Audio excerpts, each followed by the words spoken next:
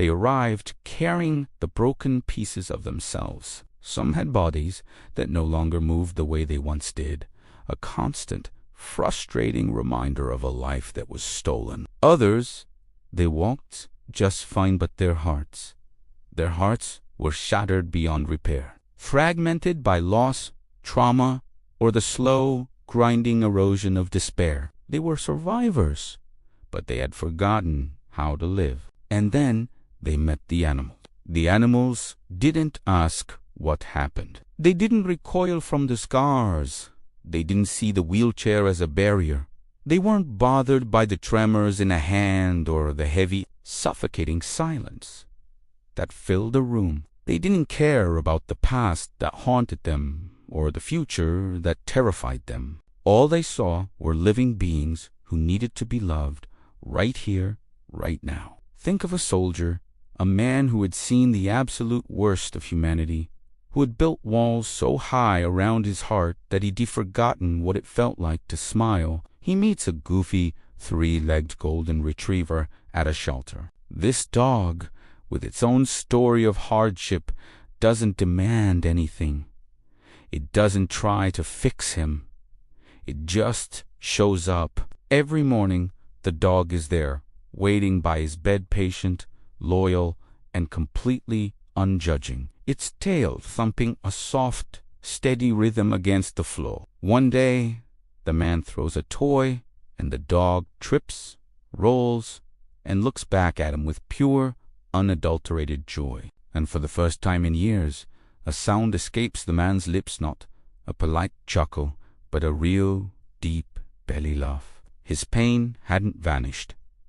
The memories were still there. But in that moment, he realized he was no longer facing them alone. Picture a young woman, an athlete, whose legs could no longer carry her after a devastating accident. The world she knew, a world of motion and freedom, had shrunk to the size of her room. She felt small, trapped, and invisible. Then she's introduced to a massive therapy horse, a gentle giant named Atlas.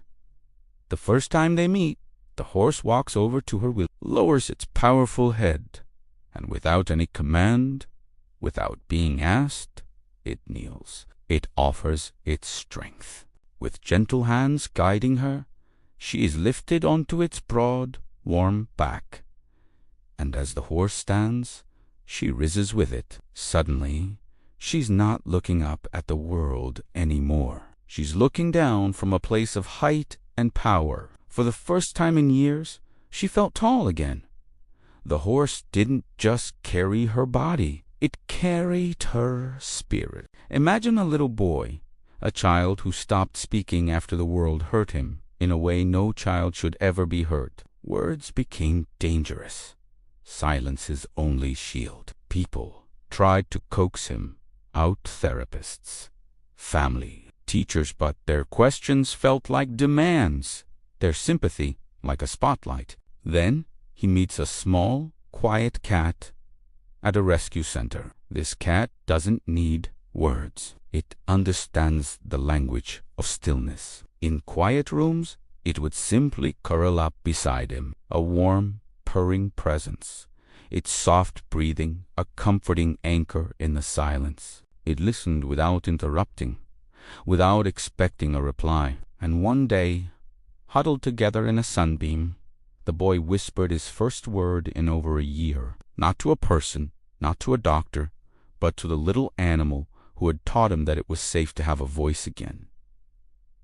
This is the magic, isn't it? Animals don't heal by trying to fix what's broken. They don't offer solutions or empty platitudes. Their healing is simpler and so much more profound. They heal by staying, by being a constant, unwavering presence in the chaos. They heal by loving without questions, without conditions, without judgment.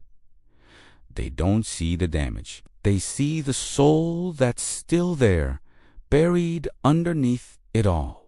In their presence, something incredible happens. That heavy weight of pain becomes just a little bit lighter, easier to carry. The iron grip of fear and anxiety starts to loosen.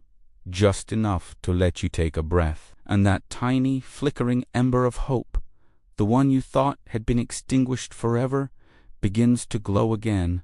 It starts to move. Some people will call it animal-assisted therapy. Others will point to the science, the release of oxytocin, the lowering of cortisol, the measurable effects on blood pressure and heart rate.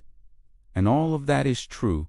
It's all valid. But those who have been there, those who have been pulled back from the brink by a wet nose, a gentle nasal, or a quiet purr, they know the deeper truth. They know that sometimes the ones who cannot speak our language are the ones who teach us how to survive. They remind us of the simple, essential things: loyalty, presence, and unconditional love. And maybe, just maybe, the point isn't about being fixed. Maybe the broken parts of us are not meant to be erased or glued back together as if they never happened. Maybe we are only meant to be reminded by a creature with 4 paws and a huge heart that even with our scars and our struggles, we are still whole and we are still worthy of love.